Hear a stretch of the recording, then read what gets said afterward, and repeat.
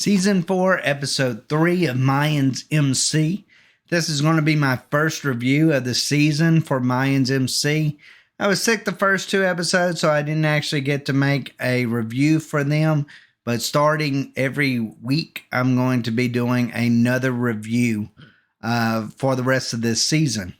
Now, as far as Mayans MC Season 4 is concerned, I'll admit I'm not really a big fan of this season. I thought Episode 1, I thought really has some really cool, shooting, fighting, all of that, but really didn't make any sense once I finished the episode.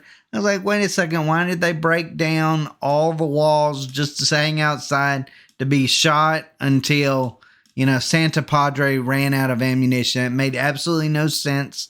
I was hoping that there would be a major character death, but instead we always get a prospect dying or somebody that we don't necessarily care about dying that really plays no role in the rest of the season. It's almost like season 3 all over again. That's kind of the way this season felt like it started off with me. I also didn't enjoy the time jump that they did. I would have liked to see how they worked things out. And I didn't like how easy Alvarez was able to jump back into Mayans like he was. I thought Conche would have more of a say in things when it come to that. Like, wait. You can't just come in here and tell us what to do. You're not in charge anymore. That's the way I kind of would have preferred it. That's the way Bishop even handled Alvarez last season as well. So, I kind of am shocked that maybe Conche showed a little bit more respect than what Bishop did. Now, as far as episode 3 is concerned, I'll admit, it feels like a lot of these characters have taken a step back when it comes to their character arc. Bishop, who they worked so hard to make into a main interesting character, and they did a great job of it last season. They've really kind of made him just into a vicious human being again, or that is really non-existent to really the major overall plot of the story.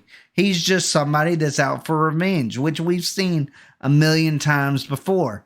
It looks like this Bishop Alvarez relationship is just permanently broken, which it kind of makes you wonder exactly how Santa Padre is going to survive with this relationship being broken, because let's face it, they are the whole reason why they're not absolutely destroyed is because Alvarez's relationship with Bishop. If it wasn't for that, there would be no Santa Padre. That would be a charter that just did not exist. So I'm kind of curious as to how Santa Padre is going to continue if Bishop and Alvarez's relationship is broken, because Concha is not going to be a fan of it. And I doubt many of these other charters are going to be big fans of it as well. But it is kind of shocking to see Bishop's turn against Alvarez. To be honest with you, Bishop made a lot of mistakes towards the end of last season, and that ended up leading to, the consequences of what happened at the end of the season and at the beginning of this one. I don't feel like Alvarez, that his heated arguments with Alvarez of bringing in these other charters to really kind of watch Santa Padre, I don't feel like his animosity is needed or really something that should ever occur in the first place. But like I said, that whole charter would have been wiped out if it wasn't for Alvarez in the first place. That's just my personal opinion of it. But I am very, very disappointed in the way that Bishop is being handled this season, or his character is being handled. I want to see more regression from this character, like what we saw last season, and instead it just feels like he's almost a character that's almost guaranteed to be dead by the end of the season, simply because he's not getting along and playing along, and he's not getting the support from his own charter that he necessarily wants. He's constantly trying to undermine Alvarez. And look, if there's one thing that you're reminded of at the end of this episode, it's that Alvarez, even if you're his own son, does not tolerate really being questioned. He will kill anyone at any time for any reason that he sees fit, especially if he's being challenged. So I'll be honest, I think this might be the last season that we either see Bishop or maybe even Alvarez. I don't know, but I don't know how they could necessarily play it killing off Alvarez, especially if it's Bishop that is the one that does it.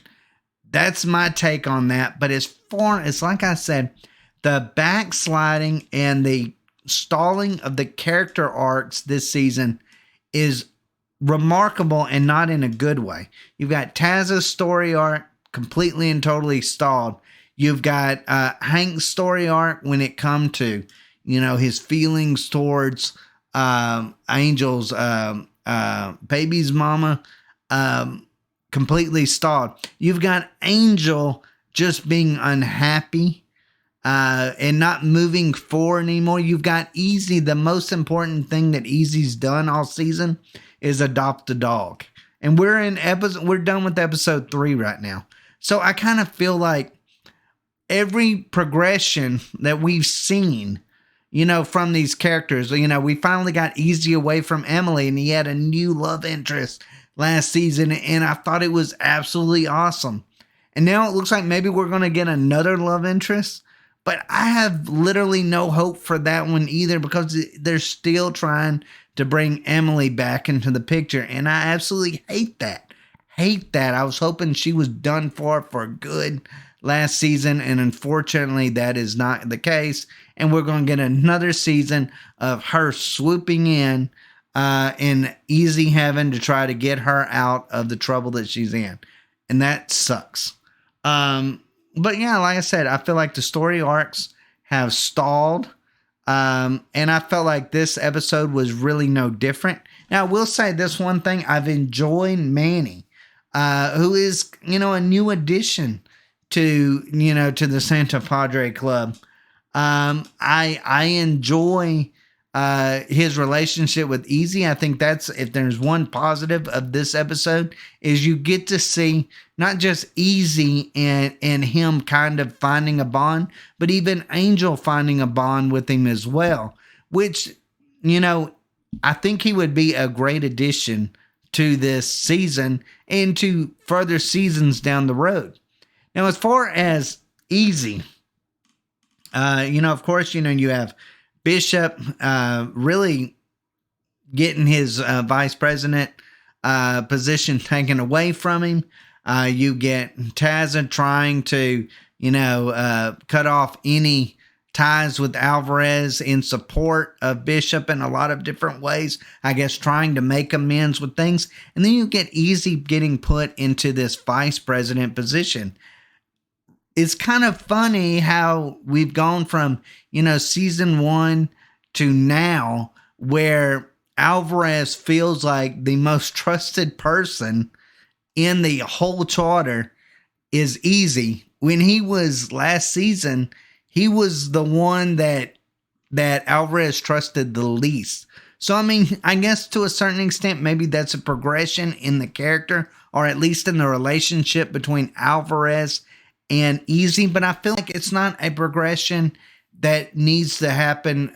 And by that, I mean, or the way that it's happening isn't the way I would want it to happen. Like, I want Easy to do something for Alvarez that makes Alvarez trust him more, instead of just everyone else like Bishop and Taza and all of them disrespecting Alvarez, and then Easy just moving up the ranks that way.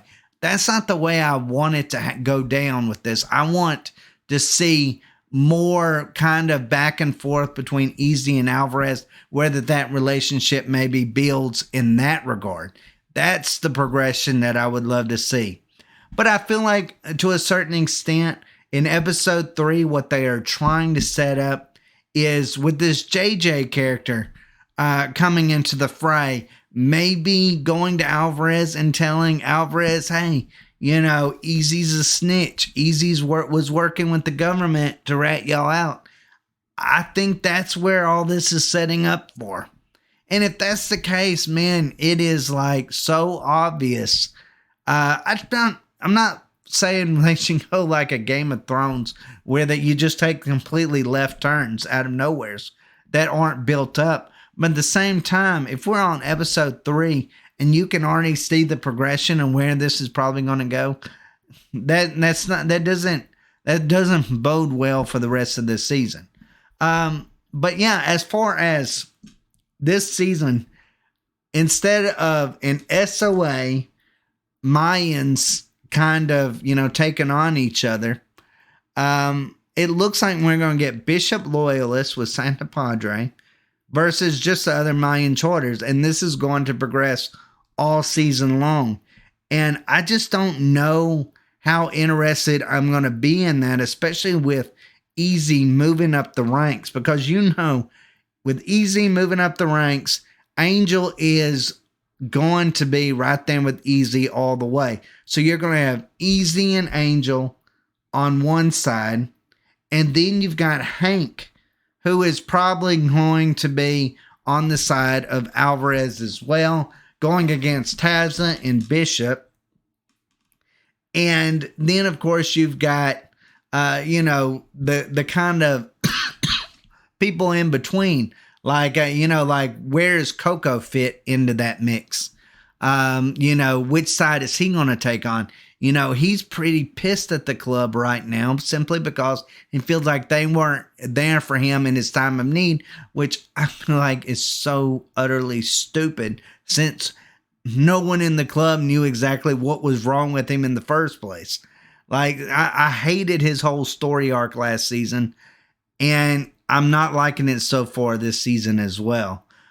So he's kind of the wild card. You don't know which side he's going to be in. But as of right now, Bishop does not have the loyalty needed to overtake Alvarez. And even if he did overtake Alvarez, he would still have to go against Conche and the other charters. And we all know how that turned out. And I think that would doom Santa Padre from that point out. So I think Bishop's time alive is probably going to end soon. That's my take on that. But yeah, overall, Hank. This thing with Hank, feeling really bad about his prospect dying and kind of, rethinking all of his relationships when it comes to, Mayans and Bishop and Alvarez and all of that. It's kind of interesting that they are kind of going in that direction where he's, showing some doubts. But again, it just feels like the hostility that he had towards Angel because he was in love with, Angel's baby's mama. It feels like that would be a lot more reason for him to maybe have some dysfunction amongst the club than just, his prospect dying. That's, someone that we didn't even hardly know in the first place. So, to me, feel like there could be a lot of different things that they could be doing a little differently when it comes to this season and some of the progression with these characters. But, back to the Easy thing, I don't know what Easy is going to be as a vice president. I don't know if this is setting up Easy to take over as president.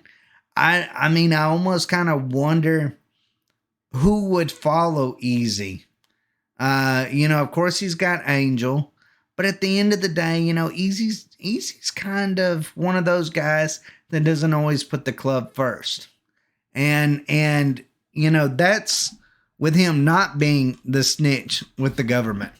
But once that comes out, that's going to shake up things quite a bit. And I thought we were past that, but with JJ coming into the mix, and basically, is he going to out Easy or is Easy going to have to kill him?